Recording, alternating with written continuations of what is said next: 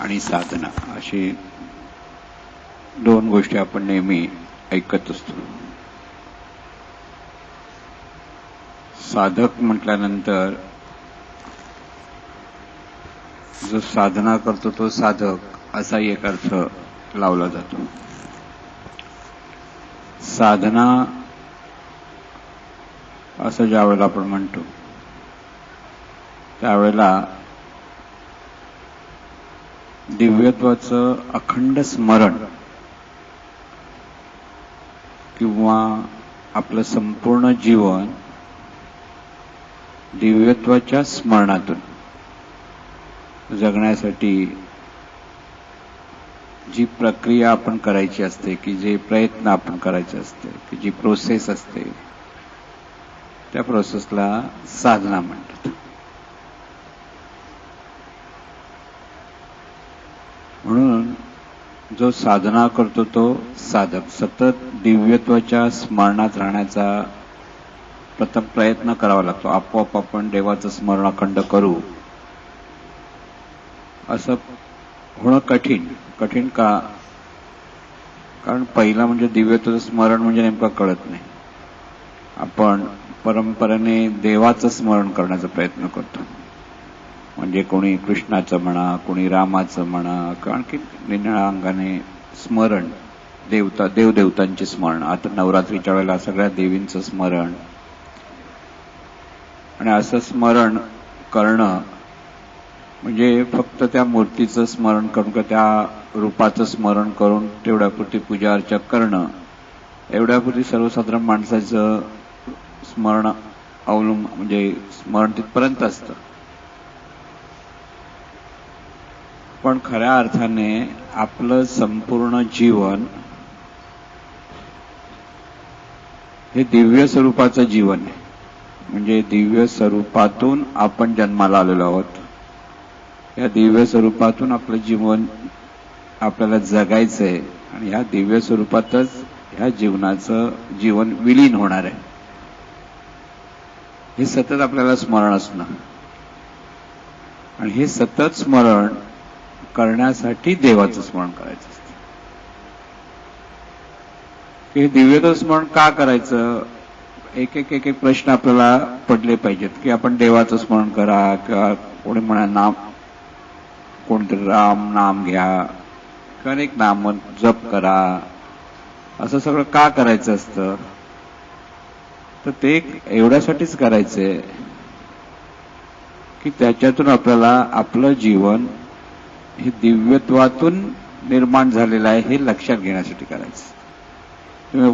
कोणी म्हटलं मन रामनामच घेतलं पाहिजे, काही कोण म्हणेल नाही आमचं हरिराम हरे कृष्ण आहे, कोणी हरे राम कृष्ण करतं.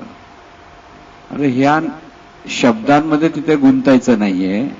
तुम्हाला जे आवडेल ते नाम घ्या, पण त्या नामातून तुम्हाला सतत दिव्यत्वाचं स्मरण आपल्याला साधायचं हे लक्षात घ्यायचं असतं. आणि त्यामुळे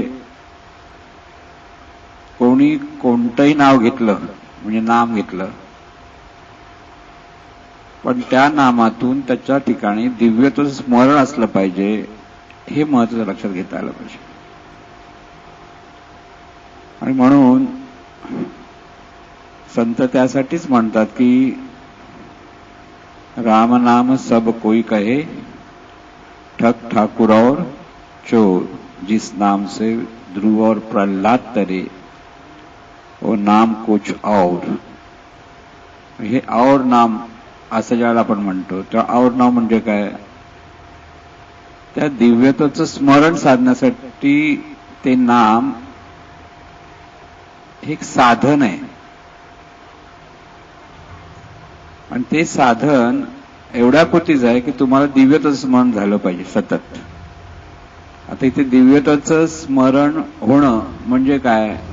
एक प्रश्न आपल्याला आपोआप पडत राहिले पाहिजे, नाही तर आपण नुसतं करतोय. कोणी सांगितलंय हे करा ते करा, कोणी म्हणा प्रार्थना म्हणतो, चांगली गोष्ट आहे. प्राथमिक अवस्थेमध्ये प्रार्थना म्हणायला पाहिजे, नाम जप केला पाहिजे, सगळ्या गोष्टी आपण केल्या पाहिजेत. पण पुढे आपल्याला नेमका त्याचा अर्थ कळला पाहिजे.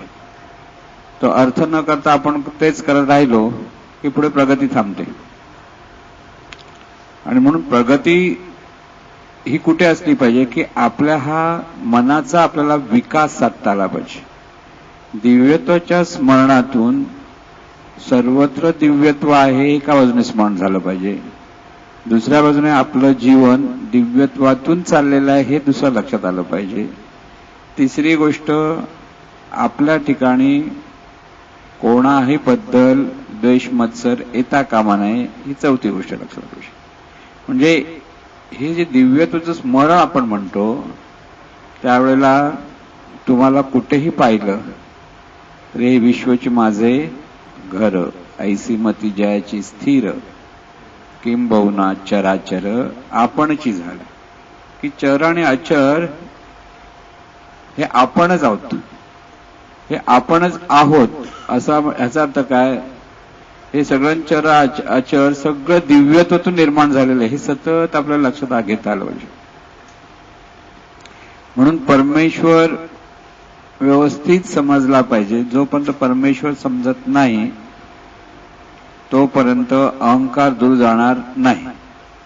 आता अहंकार दूर जाणार नाही म्हणजे नेमकं काय की मी आणि माझं हे सतत आपल्याला वाटत असं की मलाच हवं, मलाच मिळालं पाहिजे, हे सतत विषयांच्या अपेक्षेत, निर्णय गोष्टींच्या अपेक्षेत. ते तुमचं दूर कधी होणार नाही जोपर्यंत तुम्ही कोण आहात हे तुम्हाला जोपर्यंत लक्षात येत नाही तोपर्यंत दूर होणार नाही. म्हणजे आपण कोण आहोत म्हणून परमार्थात मी कोण असा प्रश्न विचारायला सांगितला जातो. आता हा मी कोण म्हणजे मी म्हणून जे आपण जीवन जगत आहोत हा नेमका मी कोण आहे, कुठून आला, कसा आला, मी म्हणून हा इथे आता जे जीवन जगतोय तो कुठपर्यंत जीवन जगणार आहे, मृत्यूनंतर त्याचं काय, अशा अनेक प्रश्न त्या साधकाला पडले पाहिजेत. साधक म्हणत असताना त्याने अनेक प्रश्न आपल्या मनात त्याच्या निर्माण झाले पाहिजेत आणि त्याच्यातून त्याचं दिव्यत्वाचं स्मरण अखंड चालू राहायला हवं. म्हणजे सगळंच जे चिंतन आहे की सतत स्मरण जे व्हायला हवं असं आपण म्हणतो त्यावेळेला मी पासून पण आपली सुरुवात झाली पाहिजे. का मी कोण आहे, आणि त्यामुळे हा मी म्हणत असताना आपल्याला ते लक्षात येत नाही बरंच वेळेला. मग मी अमुक आहे की मी असं आहे तसं आहे की शरीर म्हणजेच मी, हे सगळे भाव आपल्याकडे आहेत जे आपल्याला सद्गुरू प्रवचनातून सांगत असतात की हा मी कोण आहे पहा, की आहे तो कोण आहे ते पहा. कोणत्याही अंगाने तुम्हाला फक्त बोध झाला पाहिजे. लक्षात ठेवा, शब्दात जास्त गुंतायचं नाही, शब्दातून बोध घ्यायचा असतो. जेव्हा तुम्ही शब्दात गुंतायला लागलात की कर्मठ व्हायला लागला. शब्द हे बोधासाठी असतात की एखादं वाक्य, एखादा अमृततुषार त्याच्यातून आपल्याला बोध घ्यायचा आहे आणि दिव्यत्वाच्या स्मरणात राहायचं आहे. आपलं जीवन हे दिव्यत्वाच्या स्मरणातून सतत चाललं पाहिजे की सतत असलं पाहिजे, इथे सतत दृढ झालं पाहिजे आपलं. तुम्हाला तुमच्या डोळ्यासमोर हे एकच ध्येय पहिलं पकडता आलं पाहिजे की हे दिव्यत्वाच्या स्मरणातून आपलं सगळं जीवन चाललंय, की आपण म्हणून जे आहोत ते सगळं दिव्यत्वाचा प्रवास आहे हे लक्षात घेता आलं पाहिजे. आणि हे थोड्या वेळासाठी आपण घेतो पण बऱ्याच वेळाला परत आपण विसरतो. परिस्थिती म्हणा किंवा काही अनेक गोष्टी आपल्या समोर येतात, अनेक माणसं येतात, कोणी चांगले वागतात, कोणी विचित्र वागतात, आणि त्या वेळेला आपल्या मनामध्ये एक सारखे पडसाद पडत असतात की तुम्ही शांत राहू शकत नाही. समोरच्या माणसाने कौतुक केलं तुम्हाला बरं वाटतं, समोरच्या माणसाने निंदा केली तर तुमच्या मनात विषण्णता येते. या सगळ्या गोष्टी येत असतात आणि त्यामुळे दिव्यत्वाचा अभ्यास जो मी आपण म्हणतो ना तिथे तुम्हाला स्थिर राहता आलं पाहिजे. स्थिर राहण्यासाठी मग कोण आहे हे लक्षात घेता आलं पाहिजे. म्हणजे साधक आपण ज्याला म्हणतो तर साधक म्हटल्यानंतर त्याला अनेक प्रश्न सतत पडत राहिले पाहिजे सुरुवातीच्या काळात. आणि एकदा त्याला ते लक्षात आलं की नेमकं काय आहे तर तिथे त्या दिशेने त्याचा परत प्रवास पुढे चालू राहिला पाहिजे. कारण प्रश्न तेच पडणार नाहीत. पहिल्यांदा प्रश्न पडणार का मी कोण आहे, मग मी म्हटल्यानंतर हे शरीर वेगळं आहे, त्या शरीरातून जाणणार जे तत्व आहे ती जाणीव वेगळी आहे, मग ही जाणीव हे शरीरातून प्रवास चालू आहे हे लक्षात घेता येतं. मग शरीरातून हा मी प्रवास करतोय हे लक्षात येतं. मग शरीर वयोमानाप्रमाणे बदलत जातं, पण ही जाणीव तशीच आहे हे लक्षात घेतलं.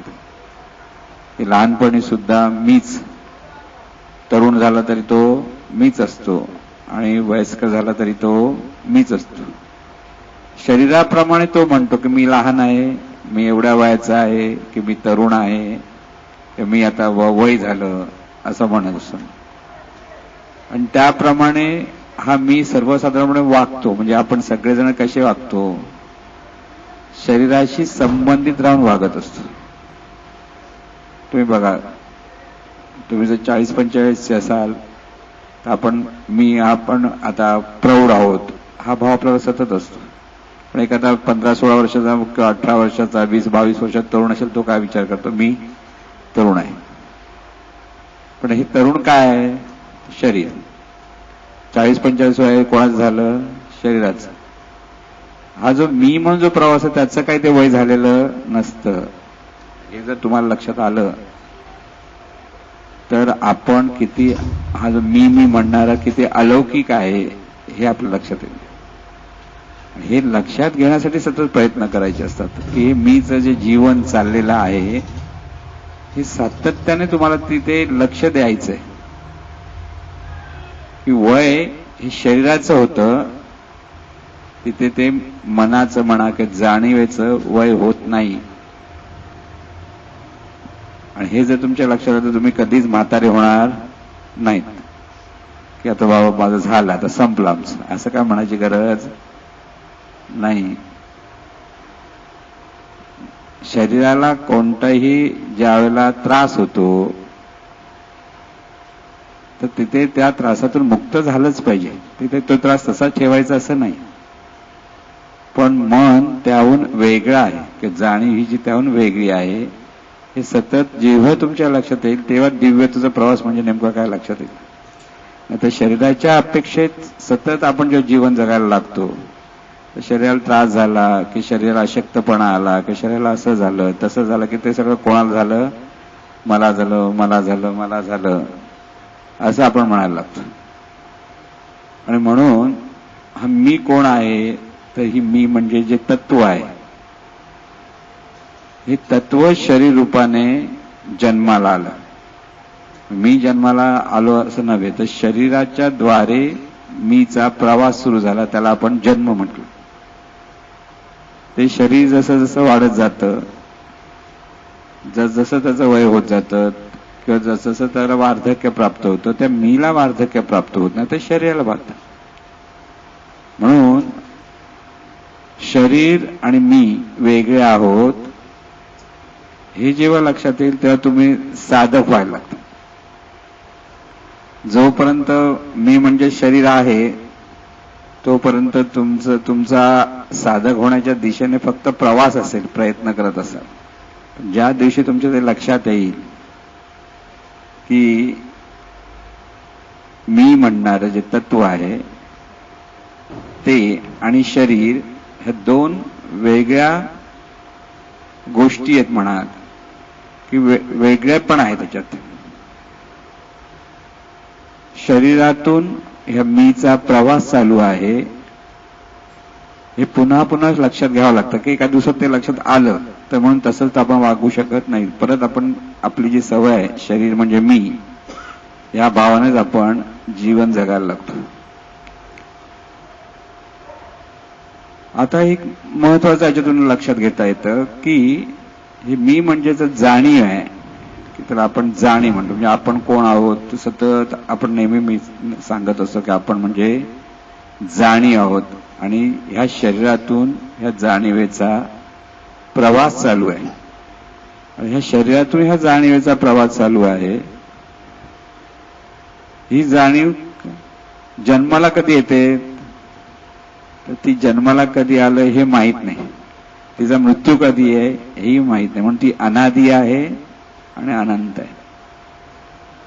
इथे तुम्हाला तुमचा दिव्यत्वाचा प्रवास चालू हे लक्षात येईल की तुम्ही जन्माला कधी आलात तर तुम्ही शरीराच्या अंगाने जन्माला आलात हे पाहता, पण त्याही अगोदर तुम्ही होतात. म्हणून ह्या जन्माच्या अगोदर आपण कुठे होतो हा प्रश्न जो पडतो ना, तो त्यासाठी पडतो. मृत्यूनंतर आपण कुठे जाणार हा प्रश्न जो पडतो त्यासाठी पडतो. कारण ह्या जाणीवेला जन्मही नाही आणि मृत्यू नाही, म्हणून ती अजन्म आहे. हे आकलन करत राहिलं पाहिजे सतत. साधक म्हटल्यानंतर ह्या सगळ्या गोष्टी तुम्हाला स्वतःला स्वतःच्या ठिकाणी चिंतनात घेऊन आपण जाणीव कसे आहोत हे सतत लक्षात घेता आलं पाहिजे. आता हे जाणीव कसे आहोत हे पाहत असताना जर ही जाणीव देहातून प्रवास करत असेल तर माझं माझं म्हणायचं पुढच्या अपेक्षेत आपण म्हणत असतो. तर शरीराच्या अपेक्षेत हे माझं आहे, हे त्याचं आहे, हे तुझं आहे, हे सगळं जे आपण म्हणत असतो ना ते शरीराच्या अपेक्षेत हे आपल्याला लक्षात येईल. मग जे आहे ते कोणाचं आहे? जाणीवचं. मग ही जाणीव कोणाची आहे? त्याला आपण म्हणतो ती कुठून आली माहित नाही, पण जिथून आली ती परमेश्वराची जाणीव. म्हणून परमेश्वराची ही जाणीव आहे हे सतत चिंतन होणं म्हणजे साधकाने केलेलं साधन आहे. की मी म्हणणारी ही जाणीव आहे आणि ही जाणीव देवाची आहे किंवा दिव्य स्वरूपाची आहे आणि हे दिव्य स्वरूपच जाणीव रूपाने प्रगट आहे. हे संतांनी ते निरनिळ्या अंगाने आपल्याला समजवण्याचा प्रयत्न केलेला आहे की पुन्हा पुन्हा आपल्याला लक्षात घ्यावं लागतं. किती जरी आपण म्हटलं तरी ते आपल्या लक्षात राहत नाही आणि ते लक्षात ठेवण्यासाठी दिव्य स्मरणाचा अभ्यास किंवा ईश्वर स्मरणाचा अभ्यास किंवा नामस्मरणाचा अभ्यास हे सातत्याने केला पाहिजे. की शरीरातून ज्यावेळेला हा जाणीवेचा प्रवास असतो त्या शरीराच्या अपेक्षेत असलेले सगळे नियम या जाणीवेला लागू होतात. मग जसं तुम्ही क्रिकेट खेळायला गेलात तर क्रिकेटचे सगळे नियम लागू होतात. म्हणजे क्रिकेट खेळायचं तर नियमात खेळलं तरच क्रिकेट. ते नियम नाही का? नाही, मी कोणतरी मोठा आहे मी म्हणेन तसं क्रिकेट खेळायचं असं म्हटलं तर कोणच क्रिकेट खेळू शकणार? तर खेळायला काही अर्थच राहणार नाही. तसं एकदा तुम्ही म्हणजे ही जाणीव आहे नाही शरीरातून ज्यावेळेला जीवन जगायला लागते तर शरीराच्या अपेक्षेतले जे नियम आहेत ते नियम तिला सगळे लागू होतात. ही वास्तवता आपल्याला लक्षात घेता आलं पाहिजे. जाणीवेला मर्यादा नाहीये खरं सांगायचं म्हणजे. जाणीवेचे नियम खूप वेगळे आहेत, पण जेव्हा ती शरीरातून प्रवास करते त्या शरीराच्या अपेक्षेतले सगळे नियम तिला लागू होतात. म्हणजे तुम्ही जर 10व्या माळावर उडी मारली तर जो नियम आहे तो लागू होणार. मग तुम्हाला नाही मी जाणीव आहे काय होता का म्हणत तसं नाही, तसं होणार. आता ही वास्तवता आपल्याला लक्षात घेता आली पाहिजे. ही वास्तवता आपल्याला म्हणजे त्या साधकाला लक्षात घेता आली पाहिजे. नाही तो म्हणा मी देवाचा आहे काही करेन चालेल, तसं नाही. देवाचं असलंच तरी तुला नियम लागू आहेत, त्या नियमामध्ये तुला राहायला हवं. वाटेल तसं तुला वागता येणार नाही. आता वाटेल तसं वागता येणार नाही म्हणजे सगळे नियम जे आहे शरीराच्या अपेक्षेतले ते जाणीवेला लागू होतात. हे लक्षात आल्यानंतर मी प्रत्येकाशी कसे संबंधित व्हायचं, कसं आपलेपणाने वागलं पाहिजे, हे सगळा अभ्यास ते चिंतन त्या साधकाने पुन्हा पुन्हा केलं पाहिजे. की जाणीव देवाची आहे की दिव्य स्वरूप आहे हे सतत स्मरणात राहणं म्हणजे साधन किंवा साधना. आणि त्यासाठी जे जे करतात त्याला तुम्ही म्हणाल साधना. ही पण साधना ती पण साधना, जे असं प्रत्येक म्हणतात ना की प्रार्थना ही सुद्धा साधना आहे, नामस्मरण करणं ही सुद्धा साधना, ग्रंथदिंडी करणं ही सुद्धा साधना. मग ह्या सर्वांमध्ये तुमचं महत्वाचं काय? सर्व सतत दिव्यत्वाचं स्मरणातून जीवन जगता आलं पाहिजे. आता हे शास्त्र सगळं सांगितलं म्हणून तुमच्या लक्षात येईल का किंवा लक्षात राहील का? तसं नाही लक्षात राहत. कारण ह्या जाणीवेला लक्षात राहण्यासाठी पुन्हा कशा ना कशा तरी आधार घ्यावा लागतो. कोणीतरी तिला सांगावं लागतं की तिला आपोआप कळलं असं होतं का? नाही. बऱ्याच वेळेला आपण म्हणतो की सद्गुरूंशिवाय बऱ्याच संत पार झाले, त्यांनाही कोणीतरी मार्गदर्शन केलेलं असतं. फक्त सद्गुरू म्हणून आता इतर वेळेला सद्गुरू आणि शिष्य असं जेव्हा आपण म्हणतो त्यावेळेला सद्गुरू सतत मार्गदर्शन करतात शिष्य आणि त्याच्यातून ते पार झाले असं म्हटलं त्यावेळेला सद्गुरू शिष्यांची परंपरा आहे असं आपण सांगतो. पण काही लोकांना म्हणजे जसं रामकृष्ण परमहंसांना सद्गुरू नव्हते, रामदास स्वामींना सद्गुरू नव्हते, तुकाराम महाराजांना सद्गुरू नव्हते, असं लौकिक अर्थानं नव्हते असं जरी म्हटलं तरी त्यांना ज्ञान देणारं कोणतरी त्यांच्याकडे असतंच. किंबहुना ज्यावेळेला जो साधक प्रयत्न करत असतो त्यावेळेला हा नियमच आहे की कोणीतरी त्यांना येऊन भेटतो की जो तिथे मार्गदर्शन करत असतो. आणि ह्या मार्गदर्शन गौतम बुद्ध म्हणाले की मला कोणीच सद्गुरू नव्हते, पण त्यांची ज्या प्रयत्न करताना ते अनेक लोकांना भेटत होते आणि अनेक भेटताना त्यांच्याकडनं काही ना काहीतरी ते ज्ञान मिळवत होते. त्यातून ते पुढे पुढे जात होते की एका ठिकाणी ज्ञान मिळवलं, तिथे त्यांनी जितका मिळवायचा प्रयत्न केला त्यांना ते अपुरं वाटलं, पुढे गेले, आणखीन पुढे गेले. हे मार्गदर्शन स्टेप बाय स्टेप घेत घेत घेत घेत शेवटी त्यांचं अंतर्मन इतकं विकसित झालं की त्याच्यातून आपोआप आतून त्यांना मार्गदर्शन व्हायला लागलं. आणि म्हणून ते म्हणत होते की मला सद्गुरू नाहीत. पण प्रत्येक ठिकाणी कोणी न कोणीतरी मार्गदर्शक लाभतच असतो, हे पहिलं सत्य लक्षात ठेवायचं. आणि म्हणून साधकाने सतत दिव्यत्वाचं चिंतन साधण्याचा प्रयत्न करणं हे एकच ध्येय लक्षात ठेवायचं. संपूर्ण जीवन दिव्यत्वातून चाललेलं आहे. शरीराच्या अपेक्षेतलं असलेलं जीवन म्हणजे एवढंच आपलं जीवन आहे असं नाहीये. हे जीवन अनंत आहे. अनेक जन्म आपण घेऊन आज इथपर्यंत आलेलो आहोत. याही पुढे आपल्याला अनेक जन्म घ्यायचे आहेत. हे सत्य आपल्याला सतत आपल्याला कसं लक्षात असतं की एवढं जे आता जे शरीर आहे तेवढ्यापुरतीच आपलं जीवन आहे. पुढचं काय माहिती आपल्याला माहित नाही तरी जसं पूर्वी जन्माला येण्यापूर्वी तो कुठे आहे हे माहित नाही म्हणून नव्हताच का, तर होता. नवसा तर येणार कसा, नसशील तर शरीरातून परत प्रकट कसा होणार, हे परत परत लक्षात ठेवतात. म्हणजे हे जीवन एवढ्या शरीरापुरती आहे तेवढ्यापुरती मर्यादित नाही, तर ते अमर्याद आहे.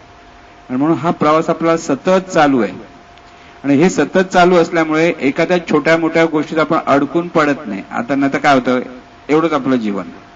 आता समजा एखादा जो ऑफिसला जातोय, ऑफिसवर काम केलं, घरी परत आला, संध्याकाळी आला, घरी बसला, परत चहा प्याला, जेवला, झोपला, सकाळी उठला, परत आला, एवढं त्याचं जीवन आहे. आणि त्याच्यामध्ये कोणीतरी मध्ये अडथळा आणला की त्याला फार त्रास होतो आणि मग त्याच्यातून उगीच तो भांडण दंडे करत बसतो की नाही.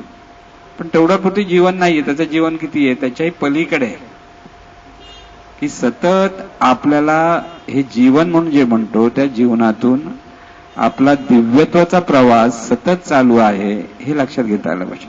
आणि त्यासाठी आपले विचार, आपले उच्चार, आपला आचार, आपला इतरांशी असलेला संबंध, ह्या सर्वातून तुम्हाला एका बाजूने ज्ञानही मिळवायचं असतं, दुसऱ्या बाजूने आपला स्वतःचा विकास साधायचा असतो.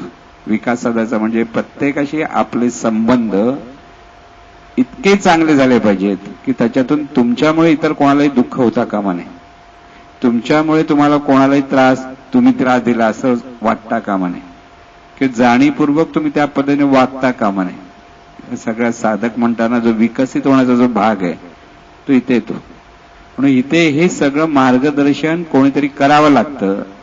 आणि मार्गदर्शन केल्याशिवाय साधकाचा विकास होत नाही. म्हणून तिथे सद्गुरूंची आवश्यकता असते. म्हणतात ते त्यासाठी की सद्गुरू वाचोनी सापडे ना सोय, धरावे ते पाय आधी आधी, की सद्गुरूंचं सतत मार्गदर्शन लागतं. आणि हे सतत मार्गदर्शन लागल्याशिवाय, मार्गदर्शन लाभल्याशिवाय साधक प्रगती करू शकत नाही. त्याला आपलं प्रत्येकाला बघा कसं वाटत असतं. तुम्ही सर्वसाधारण विचार करा, आपलं सगळं बरोबर आहे असं प्रत्येक वेळेला वाटत असं की नाही. तुम्हाला वाटतं का कधी नाही आपलं हे चुकतं, हे चुकतं, हे चुकतं असं आहे, असं वाटलंही नको. नाही तर प्रत्येक चुकतं सुद्धा म्हणाल तुम्ही साध्याचा विषय सुद्धा चुकतं करत बसा. सारासार विचार, प्रत्येक गोष्टीचा एक सारासार विचार करण्याची आपली अवस्था असली पाहिजे मनाची. योग्य काय, अयोग्य काय, म्हणून परीक्षण निरीक्षण असं मी नेहमी सांगत असतो. हे परीक्षण निरीक्षण हा साधकाला विकसित होण्याचा एक सुंदर मार्ग आहे की सतत आपलंच आपण परीक्षण करता आलं पाहिजे. नेमकं काय बरोबर आहे आणि काय चुकतंय, काय बरोबर आहे आणि हे काय चुकतंय, हे कुठे, प्रत्येक गोष्टीत.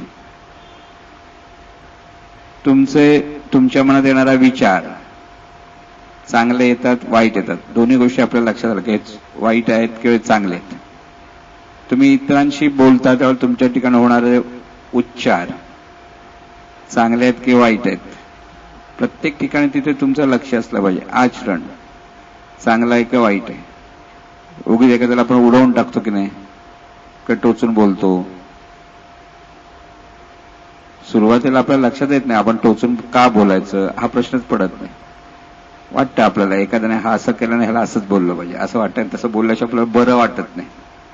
त्याच्यातच आनंद असतो कधी कधी, पण त्याच्यातून आपण आपल्याला नंतर त्रास करून घेणार असतो हे आपल्या लक्षात येत नाही.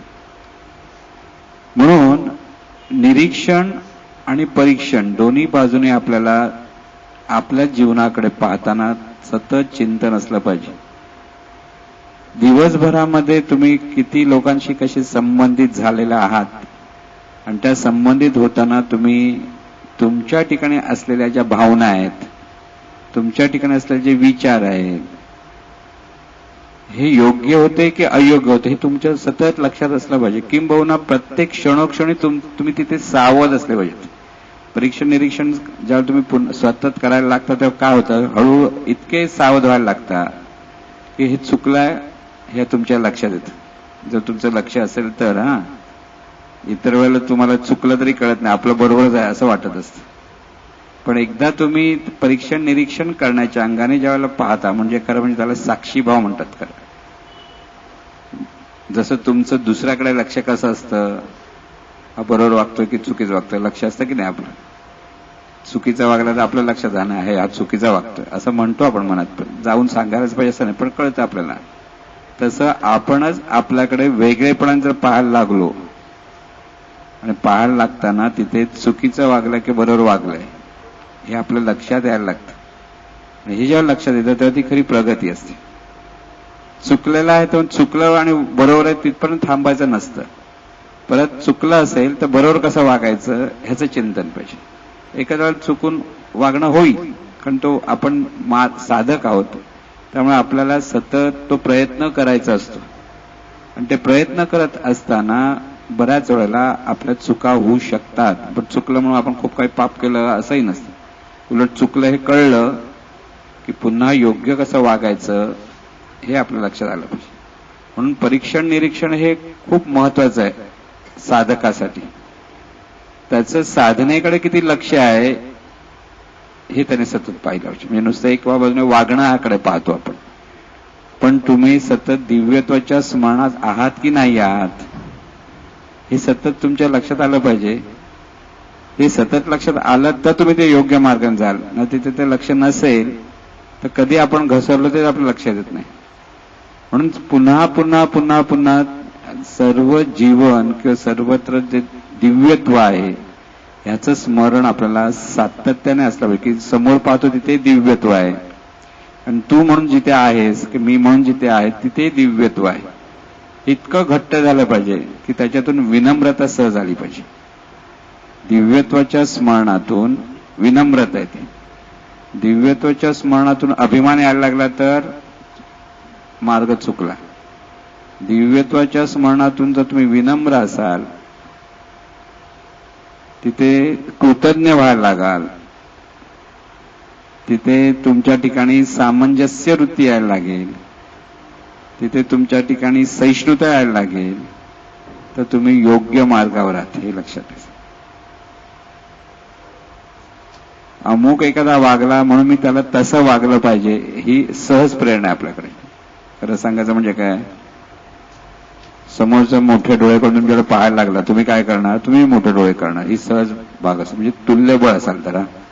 तुल्यबळ नसेल तर तुम्ही डोळे मोठे नाही करणार, पण मनातल्या मनात तुम्ही म्हणाल काय शहाणा समजतो स्वतःला असं म्हणाल ना. मग तिथे प्रतिक्रिया ही तशी असते.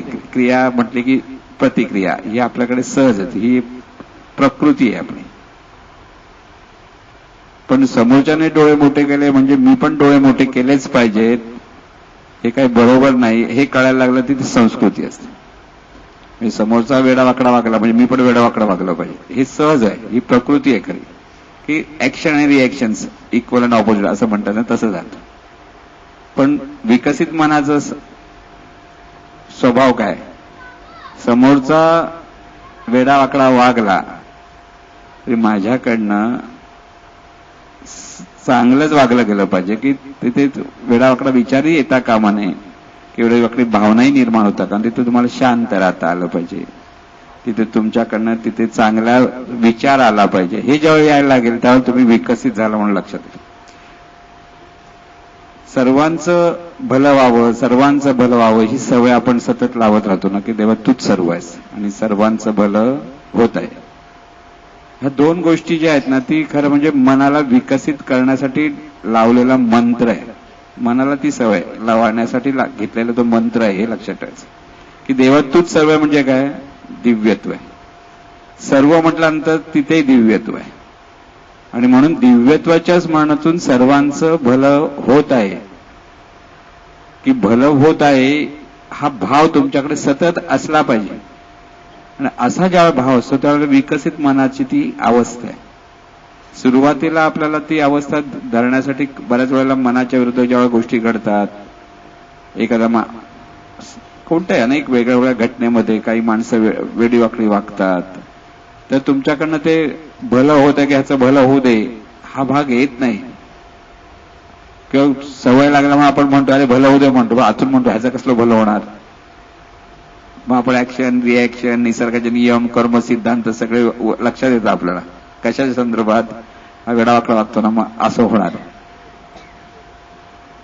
नियम आहे, नियमाप्रमाणे काय व्हायचं होईल, पण तुझ्याकडनं मात्र सतत सहजपणे चांगलाच विचार आला पाहिजे, चांगलाच उच्चार झाला पाहिजे, चांगलंच आचरण झालं पाहिजे, की समोरच्याला तुम्हाला दुःख देता कामा नये. साधक, मी म्हणतो साधकाच्या गोष्टी सांगतो मी या सगळ्या, की हा साधक म्हटला की इतकी कठीण अवस्था आहे. आता साधी गोष्ट सांगतो, म्हणजे पुराणातल्या गोष्टी सांगते, तुमच्या लक्षात येईल कसं आहे. सती आणि शंकराची जी गोष्ट सांगितली होती, सती म्हणजे कोण माहिती आहे ना, शंकराची पहिली पत्नी असं म्हणायचं असेल, की या सती म्हणजे दक्षाची मुलगी. दक्ष म्हणून राजा होता, माहिती दक्षच ना, मला एवढं लक्षात कोण माहिती आहे ना तुम्हाला, दक्ष नाही माहिती. दक्षाला अनेक मुली होत्या, त्या अतिशय सुंदर होत्या, आणि दक्ष हा मोठा राजा होता त्या काळामध्ये. मग त्या अनेक मुलीने कोणी विष्णूशी लग्न केलं आणि देवांशी त्यांचे लग्न, पण ही जी सती होती तिला शंकर आवडत होता. आणि शंकर म्हणजे काय होता, स्मशानात जाऊन तपश्चर्या करणारा, एवढंच आहे, की त्याच्याकडे काही पैसे नव्हते, ऐश्वर्य नव्हतं, काही नव्हतं. तर दक्ष म्हणायचा कसला त्या भिकाऱ्याशी लग्न करायचं, तुझं हे करतोय, बाप होता ना तो, आपल्या मुली की ऐश्वर्यात राहावी एवढंच. तर शंकर तपश्चर्या करत, तपश्चर्याचं त्याच्या दृष्टीने काहीच महत्व नव्हतं, पण तिने आग्रहाने त्याच्याशी लग्न केलं, की त्यालाच वरलं म्हटल्यामुळे. पण ते दक्षाला काय आवडत नव्हतं, म्हणून जावई म्हणून त्याने मोठा एक यज्ञ केला होता. आणि यज्ञ करताना ह्या मुलीला बोलवलं नव्हतं, पण ती आपल्या बापाने विसरला असेल असं करून का मुली काय करतात, मोठ्या मनाने तिथे गेली. बाकीच्याने त्याने अगदी मान सन्मान देऊन बोलवलं होतं, पण मुद्दामून शंकराला काही बोलवलं नव्हतं, कारण शंकराकडे काही ऐश्वर्य नव्हतं. आणि तिथे गेल्यानंतर तिला जे कळलं त्याच्यातून ती इतकी निराश झाली की तिने त्या यज्ञातच उडी मारली. हे उडी मारली जेव्हा शंकराला कळलं, तर शंकराने तांडव नृत्य सुरू केलं तिकडे, त्याने त्या दक्षालाही मारून टाकलं, सगळ्यांना मारून टाकलं. अशी पुराणातली गोष्ट आहे. आता ऍक्शन रिॲक्शन, शंकर महादेव ह्या सगळ्या अंगाने आपण पाहतो ना, पण जो महादेव एवढी वर्ष तपश्चर्या करतो, तर तपश्चर्या भंगली तर त्याने सगळ्यात तिसरा डोळा उघडला सगळ्यांचा. सर्वसाधारण माणूस हेच करतो. सर्वसाधारण माणसावर कोणी जर अन्याय केला तर तो काय करतो, तोही तिसरा डोळा उघडतो ना त्याच्या पद्धतीने. शंकर मोठा होता, तिसरा डोळा म्हणजे त्याने सगळ्यांना मारून टाकायला. सगळं तो यज्ञ विज्ञ पार झाला, दक्ष एवढा लांब पळायला लागला त्याच्यापासून घाबरून, तरी पण त्याला वाचवू शकतो. दक्ष विष्णूचा भक्त होता, तर विष्णूला शरण करा, अरे वाचवतो विष्णू, मी पण वाचवू शकत नाही, तूच आता बघ काय करायचं ते.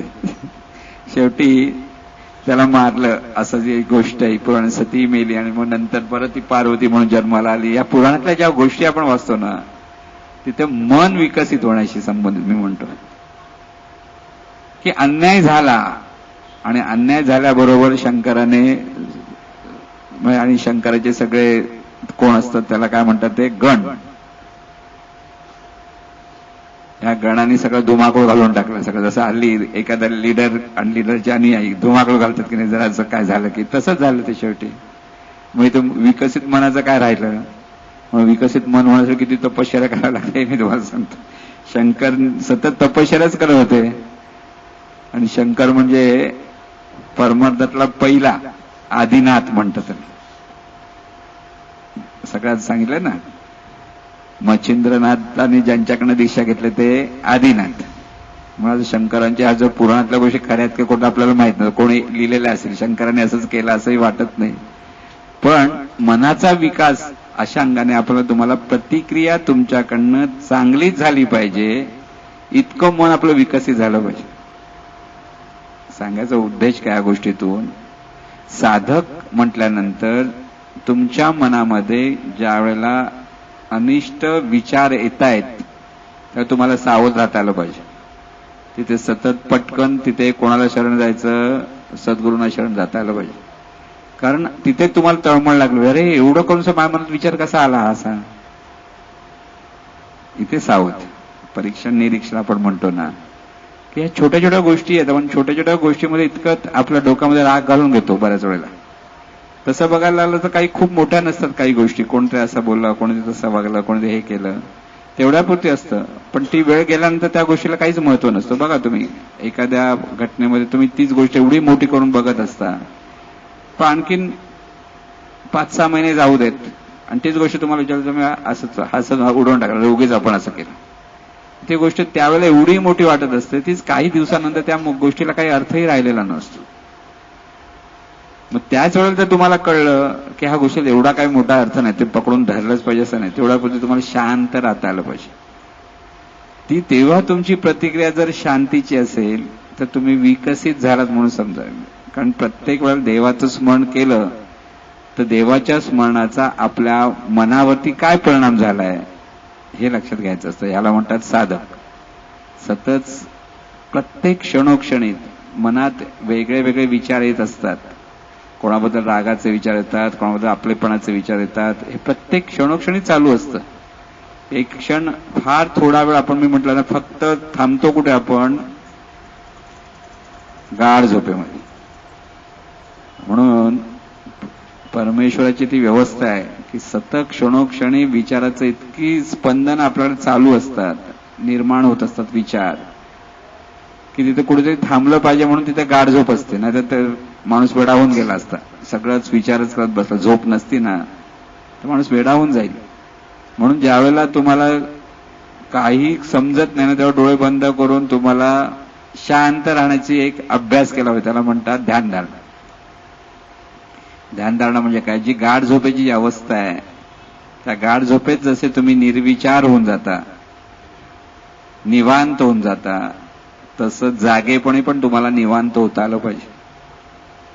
म्हणून ज्यावेळेला काही असह्य गोष्टी घडतात किंवा आपल्याला सहन होणार नाही अशा गोष्टी, त्यावेळेला तुम्हाला काय जमलं करता आलं पाहिजे, साधकाला ध्यानधारणा करता आली पाहिजे.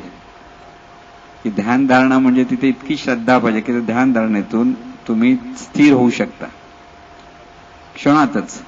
ही ध्यानधारणा म्हणजे देवत्वाचं स्मरण आणि देवत्वाच्या स्मरणाच्या ठिकाणी स्थिर होणं. म्हणून त्यासाठी अनेक अंगाने ध्यानधारणा शिकवली जाते. पण सर्वात सोपं म्हणजे काय, आपल्याच ठिकाणी त्या दिव्यत्वाचं भान घेणं म्हणजे ध्यान. म्हणून भानाला महत्व आहे. असं मी नेहमी सांगतो की भान जो घ्यायला लागेल त्याची प्रगती लवकर होईल.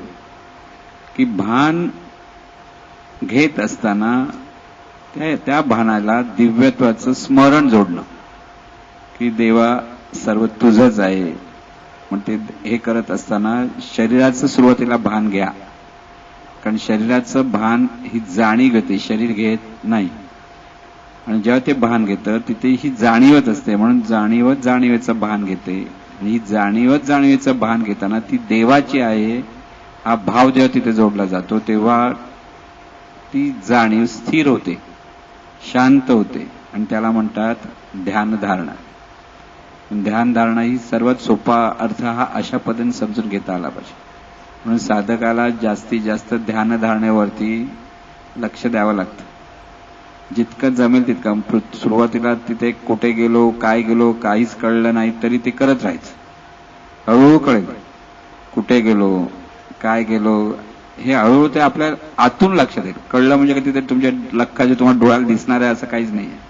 कारण एकदा तुम्ही निवांत झालात, नेणिवेत गेलात की नेणिवेत गेल्यानंतर क्षणभर तुम्ही कुठेच नसतात. कुठेच नसतात म्हणजे देहाच्या अपेक्षेत तुम्हाला काही माहीत नसतं. जिथे आहात तिथे आहात. जशी गाढ झोपेची अवस्था असते तशीच ती असते. पण तिथे मात्र तुम्हाला अमृत मिळतं. तुम्ही शांत होता, स्थिर होता आणि ते सतत करण्याची एक तुम्हाला सवय लागते. म्हणजे बऱ्याच वेळेला जे साधक असतो तो काय करेल, जरासं तिकडे तिकडे झालं की परत पटकन आपलं, जसं एखाद्या लहान मुलाला खिशामध्ये चॉकलेट ठेवलेले असतात ना, मग तो इकडे कोण बघत नाही, पटकन एक तोंड टाकून गपचूप बसतो ना. त्याला जसं जसं मध्ये मध्ये मिळतं त्यावेळेला काय संधी मिळाली की चॉकलेट तोंडात आणि गपचूप बसायचं. तसंच खरा साधक असतो तो मध्ये मध्ये ध्यान धारणा करत राहिला पाहिजे. की एक पटकन म्हणजे एक तास केलीच पाहिजे असं नाही. सुरुवातीला त्याला एकदा जर ते कळलं कसं धरायचं तर तो क्षणोक्षणी ते करायला लागतो. आणि त्यामुळे त्या दिव्यत्वाचं स्मरण त्याच्याकडे अखंड व्हायला लागतं. अखंड होणं हे महत्वाचं असतं. आणि त्यासाठी सद्गुरूंचं सातत्याने मार्गदर्शन घेत राहिलं पाहिजे. सुरुवातीला आपल्याला बऱ्याच वेळेला थोडंसं कळलं असं वाटतं, तर कळलं तरी ते तितकंसं कळलेलं नसतं. कारण जसं आपण अभ्यास करायला लागू तसं हे मन निवांत होणं, मन शांत होणं, दिव्यत्वाचं स्मरण असणं, त्यासाठी जी करायची असते ती ध्यानधारणा करणं आणि ते करताना ती बरोबर आहे की चुकीची आहे हे समजून घेणं, त्यासाठी पुन्हा पुन्हा प्रश्न विचारणं, हे सगळं त्या साधकाकडनं ह्या गोष्टी होत राहिल्या पाहिजेत. आपल्याला कळलं म्हणून तो गपचूप बसून जर करत असेल तर कदाचित चुकीचं असू शकेल. चुकीचं असतं असं नाही, कधीतरी चुकीचं असू शकेल का कधी त्याला अर्थ कळत नाही आणि त्याच्यातून त्याच्या जीवनामध्ये गोंधळ निर्माण होऊ शकतो. बऱ्याच वेळेला काही साधक आपले म्हणजे अगदी घडलेल्या गोष्टी मी सांगतो की ध्यान धारणेसाठी प्रयत्न करताना तर चुकीच्या मार्गाने करायला लागले की नंतर मग त्यांच्याकडे एकसारखी भीती निर्माण होते की जीवनात ते सतत घाबरतात. मग अमुक एका म्हणजे इतकं त्यांचं मन विचलित होऊन जातं की स्थिर होण्याच्या ऐवजी निराशाजनक अवस्था सुद्धा प्राप्त होते. म्हणून तिथे सतत कसं आनंदातच राहिलं पाहिजे की शांती, सुख, समाधान म्हणजे नेमकं काय हे तिथे अनुभव घेता आलं पाहिजेत. ह्या सगळ्या गोष्टी तुम्हाला एका पाठोपाठ एक शिकता आलं पाहिजे किंवा आपण शिकत जातो. आणि त्यासाठी सद्गुरूंचं मार्गदर्शन खूप आवश्यक असतं. कारण त्या अवस्थेतून तुम्हाला पुढे जायचंय आणि तिथे त्या अंतर्मनाला आपण काय फीड करू शकतो, काय काय फीड करत असतो हे कधी कधी आपल्याला कळत नाही. चुकीच्या पण फिडिंग होऊ शकतील. म्हणून खूप काहीतरी कठीण केलं पाहिजे असं कधीच भाग करायचा. म्हणून देव सहज असं त्याचे सहज आहे. खूप काहीतरी उलटं बिलटं डोकं ठेवायचं, शीर्षासन करायचं वगैरे, काही उलटे सुलटे उभे राहतात भितात, तसा काही तो प्रकार नाहीये. आहे ते सहज आहे. देव सहज असं त्याचे साहसे फुटे नासे. उगीच काय ते उलट सुलट केलं ते सगळं फुकट जातं. साहसे फुटे नासे म्हणून सहज सांडुनी सायाची पडोची नाही. की तिथे तुम्हाला सहज राहता आलं पाहिजे. सहज राहता म्हणजे सहज आनंदात राहता आलं पाहिजे. तिथे काहीतरी खूप काहीतरी वेगळं विचित्र काहीतरी करतोय, इतरांपेक्षा आपण वेडवाकडं करतोय असाही भाग नसतो. तुम्हाला तुमचं जीवन सहजपणे जगायचंय. जितके तुम्ही सहज जन्माला आले तितकेच तुम्ही सहजपणे जीवन जगता आलं पाहिजे. आणि मृत्यू पण सहजच होतो, त्यालाही वेडवाकडं काय करावं लागत नाही. तुम्ही नको म्हटलं तर येतो आणि हवा म्हटलं तरी येईल ह्याची गॅरंटी नसते. तो सहज येतो आणि कधी येतो त्यालाही कळत नाही आणि ह्यालाही कळत नाही. तसं जीवन सुद्धा आपल्याला आनंदाने सहज राहायचंय. सहज मिळायला आनंद चाकत राहायचंय. आणि हा जो आनंद सहज चाकायचा त्यावेळेला फक्त तुम्हाला तुमच्या मनाचा विकास साधायचा आहे हे सतत लक्षात. ह्या सगळ्यातून मन विकसित होतं. काहीतरी अलौकिक काहीतरी चमत्कार होतो का त्याच्यातून आपण काहीतरी चमत्कार करू असा काही विचार नसतो. जे आहे ते सहजपणे जीवन जगायचंय. आणि सहजपणे जीवन जगत असताना कोणाही जीवाचा न घडो मत्सर वर्म सर्वेश्वर पूजनाचं हे परत लक्षात ठेवायचं. कोणाबद्दलही आपल्या मनात जर मत्सर येत असेल, द्वेष येत असेल, राग येत असेल, चीड येत असेल तर ह्या साधकाला अभ्यास खूप करायची ही जाणीव झाली पाहिजे. आपल्याला अजून खूप अभ्यास करायचा आहे, कारण हे एका दिवसाचं काम नाहीच आहे.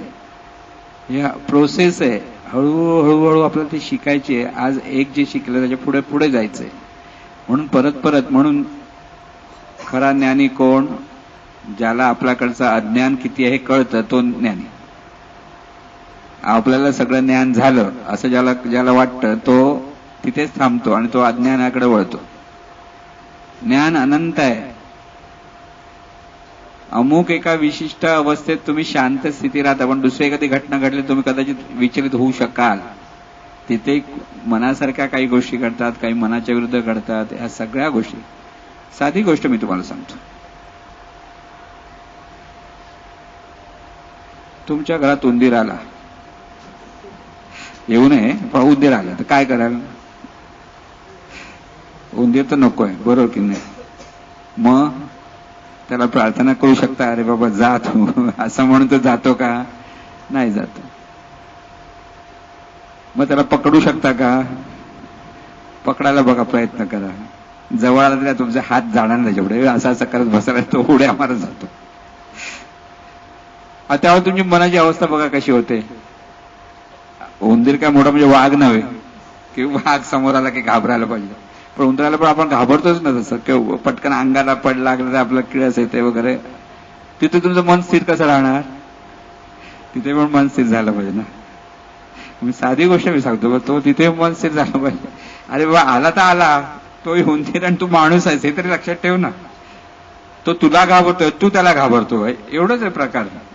आणि भीतीतून तुम्ही मारता त्याला, मुद्दाम मारत नाही. खरे तुम्हाला तो नको असतो म्हणून मारता, पण त्यासाठी दुसरे मार्ग शोधायला पाहिजे की नाही. तुम्ही जर चांगल्या मनाने जर त्याला सांगितलं तर तो जाऊ शकतो. नाही जात असं नाही.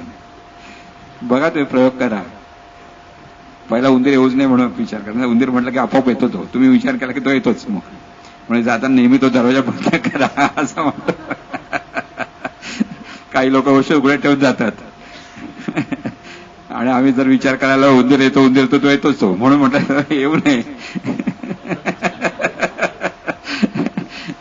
असो, पण तुम्हाला तो विचार कसा करायचा मी सांगतो तुम्हाला, की तिथे तुमचं मन अस्थिर होता का म्हणून. आला तर आला, काय खूप मोठा आकाश कोसळत नाहीये त्याच्यासाठी. तुमच्या घरात काहीतरी मोठं काहीतरी गडबड होते येतं, त्यावेळेला तुम्हाला कसं पकडायचं, कसं सोडायचं, हा सगळे विचार तुम्ही शांतपणे करून त्याला बाजूला करू शकता. आता उंदरा जागी साप येतो म्हटलं तर काय विचार व्हाल? झोपणारच नाही तुम्ही. साप येतो म्हटलं तर होतं की नाही. आणि एखादी अळी आली अशी काहीतरी घोण बिण आली तर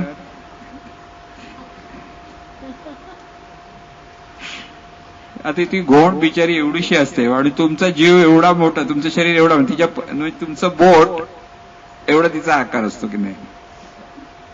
आणि तुम्ही केवढे मोठे असतात तसं बघायला गेलं आकाराने, पण तुम्ही किती घाबरता. कितीतरी वेड्या कल्पना आपल्याकडे असतात की नाही. त्याच्यातून मग त्याला मारा आणि हे करा आणि ते करा असं करत असतं. पण तुम्ही मनापासून विनंती करा, बाबा जा तुझ्या जगात तू राहा, सुखाने राहा. हे पण होऊ शकतं. मी काय म्हणतो, जितके तुमचं मन जितकं विकसित होईल ना, मनापासून ह्या सगळ्या गोष्टी, प्रत्येकाच्या भूतमात्राच्या भल्याचा विचार जितका तुमच्याकडे यायला लागेल ना, तितकं ह्या गोष्टीमध्ये तुम्हाला त्याचा परिणाम मिळायला लागेल. सांगायचं गोष्ट काय, आपण छोट्या छोट्या गोष्टीमध्ये इतक्या अस्थिर होऊन जातो ना. त्या अस्थिर व्हायची कारण साधक म्हटल्यानंतर त्याचं मन सतत स्थिर झालं. सुरुवातीला काहीतरी मी म्हटलं ना, काहीतरी पाण्यात काहीतरी पडलं की ते वला इथे येणारच, तरंग उठणारच. साधकाच्या ठिकाणी तरंग उठा, असं नाही की तो एकदम काही झालं ते तसं राहील, पण तो क्षणात सावरतो. सर्वसाधारण माणसं त्याच्यात आणखीन काहीतरी अनिष्ट करत बसतात. त्याच्यापेक्षा तो तिथे स्थिर झाला पाहिजे. झाला की तिथे शांत राहणं, स्थिर राहणं, हा प्रकार आपण म्हणतो. म्हणजे साध्या गोष्टीमध्ये तुम्ही विचार करा की एका बाजूने तुम्ही स्थिर असाल, पण अशाच काही ज्या गोष्टी ज्या तुम्हाला आवडत नाही त्या झाल्या तर पटकन तुम्ही अस्थिर व्हायला लागतं. म्हणून जसं ह्या छोट्या मोठ्या गोष्टीतून आपण अस्थिर होतो, तसं कोणतरी छोटं मोठं काहीतरी वागतं, छोटं मोठं बोलतो, तिथे सुद्धा आपण अस्थिर होतो. लावूनच घेता आलं नाही अंगाला. आपण काय करतो, आपल्या अंगाला आपण लावून घेतो, त्याच्यात इन्व्हॉल्व होतो. तिथे स्थिर कसं राहायचं हे लक्षात घ्या. तिथे तोच स्वभाव तुम्हाला पाहिजे की तिथे शरीरातून हा जाणीवेचा प्रवास आहे, हे कधीच विसरता कामा नये.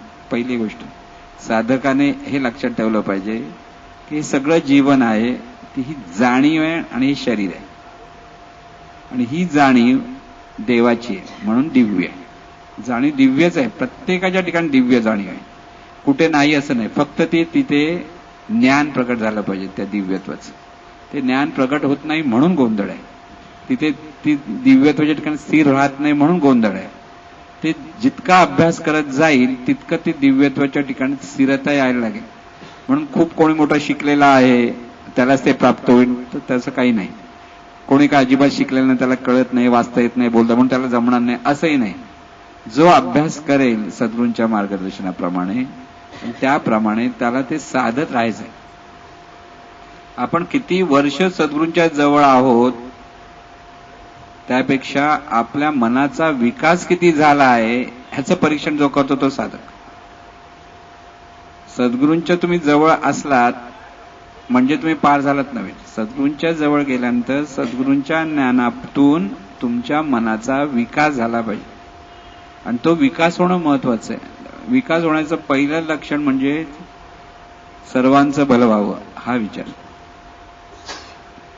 नेहमी लक्षात ठेवा की कोणाही जीवाचा न घडो मत्सर, याचा अर्थ काय, सर्वांचं भलं झालं पाहिजे. कारण प्रत्येक ठिकाणी जे असेल ती जाणीवच आहे हा भाग लक्षात घ्या. एका किरणाने दुसऱ्या प्रकाश किरणाकडे पाहिल्यानंतर तेही किरण आणि हेही किरण, आणि ते दोन्ही कोणाची आहेत, सूर्याचीच आहेत. असं म्हटल्यानंतर तिथे द्वेष कशाला पाहिजे, मत्सर कशाला पाहिजे, कळलं ना.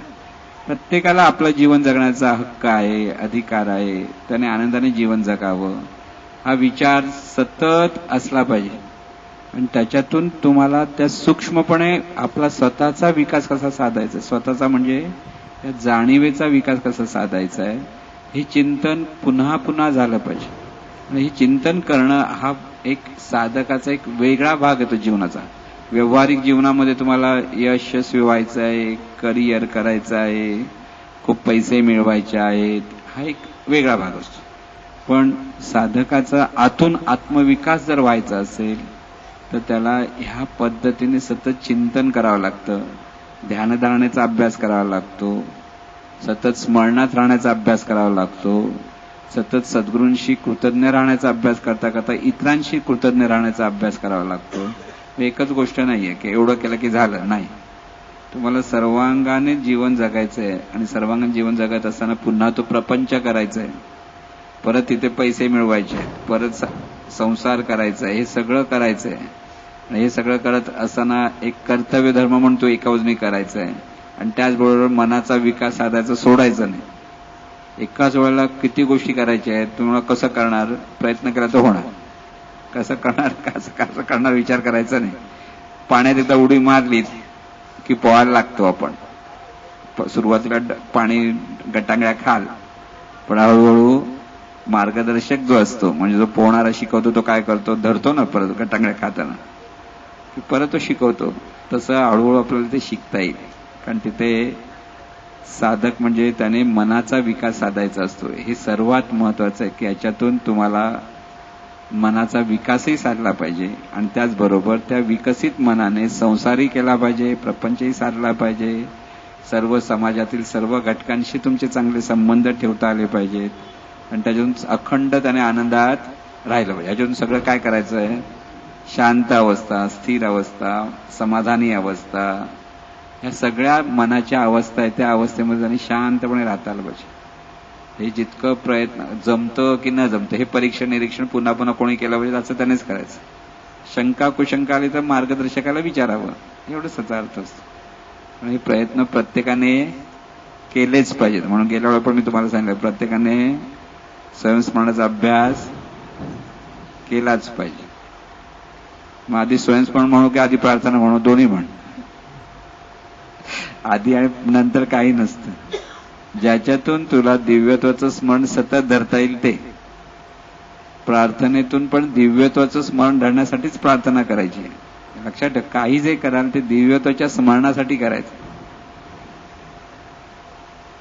आधी पाणी प्यायचं की आधी खायचं, जे तुला हवं ते कर, पण तिथे स्मरण ठेव. लक्षात की इथे अभ्यास केला म्हणजे प्रथम म्हणून स्टेप्स आहेत या. तुम्ही जे स्वयंस्मरणाचा अभ्यास पुन्हा पुन्हा चिंतनात नाही घेतला तर नाही जमणार. किती वेळा करायचा? जितक्या वेळा तुम्हाला जमतं तितक्या वेळा करा, पण अजिबात जमत नाही असं म्हणू नका. वेळ मिळतो, वेळ घेतला तर प्रत्येक गोष्ट करायला तुम्हाला वेळ घेता येईल. पण ते प्रयत्न केल्याशिवाय होणार नाही, कारण प्रयत्नच केले पाहिजेत.